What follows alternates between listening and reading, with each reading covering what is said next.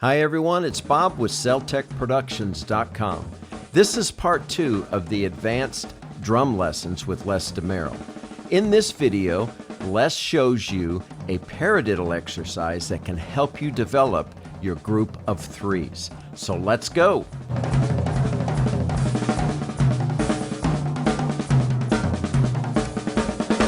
I'd like to show you a paradiddle concept that has worked for me through the years. This concept is something that I first developed from reading single note music from various different snare drum books. When I saw a sticking on the manuscript, like right, left, for instance, I would take each of those R's or L's and make them into the paradiddle of their nature.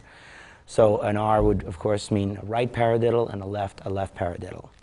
I would play through these snare drum books with this concept, and by doing so, I would expand one bar by 4 times its worth. In other words, seeing a right, I would play a group of 4 16th notes.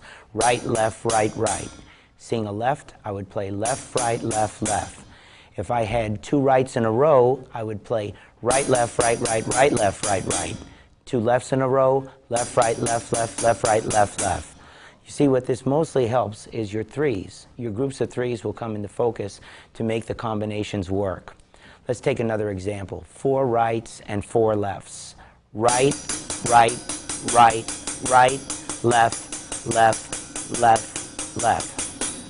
For the right, I'm playing right.